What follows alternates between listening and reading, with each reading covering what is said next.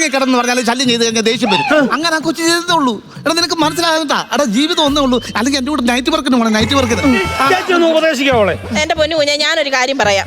അണ്ണാ ഇത് പറയുന്നത് ഈ ഭാര്യ സ്വന്തം ഭർത്താവിനെ അടുത്ത് കിടത്തത്തില്ലെന്ന് പറഞ്ഞു ഇവൻ എന്തോ മനോവിഷമോ അത്. അവൻ ആൾക്കാരുടെ മുഖത്ത് നോക്കാൻ പറ്റുമോ? ഇവൻ ഈ എന്തേലും കടുങ്കൈ ചെയ്താലോ?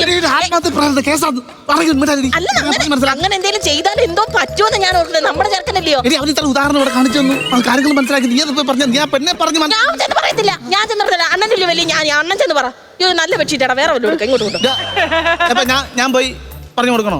ശരിയാക്കാൻ പറ്റുമെങ്കിൽ ശരിയാക്കും. ഒരു ജീവിതം രക്ഷപ്പെടുത്തു. ഞാൻ പോയി റെഡി ആക്കിയിട്ട് വരാം. പിന്നെ നീ പോയി കൂടെ താമസിച്ചോണം. വിഷയങ്ങളൊന്നും ഉണ്ടാക്കരുത്. ഇവന് കടങ്കൈ ചെയ്യാതെ നോക്കാം. ഞാൻ പോയിട്ട് വരാം.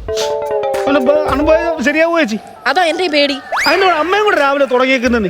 അമ്മയ്ക്ക് ഇപ്പൊ ഉടനെ മിക്സി വേണോന്ന്. എന്റെ എവിടുന്ന പൈസ? ചെയ്യോ മിക്സി വേണോ? എന്റെ ദൈവം എന്ന് മുതൽ തുടങ്ങിയ പുതുമാർച്ചയൊക്കെ കല്ലേൽ അരച്ചേ തിന്നത്തുള്ളൂ, ആട്ടുകല്ലേൽ അരച്ചേ ദോശ കൊടുത്തുള്ളൂ എന്ന് പറഞ്ഞ ആളങ്ങ് മോഡേണോ ഇല്ലയോ? അയ്യോ, അരച്ച് കറി വെക്കാനല്ല മിക്സി. പിന്നെ എന്റെ ഭാര്യ കിടന്ന് ബഹളം വെക്കുമ്പോഴേ ആ സൗണ്ട് കേൾക്കാതിരിക്കാൻ അമ്മയ്ക്ക് ഓണാക്കി വെക്കാനൊക്കെ ഉണ്ടാവും. ഓ ശരി.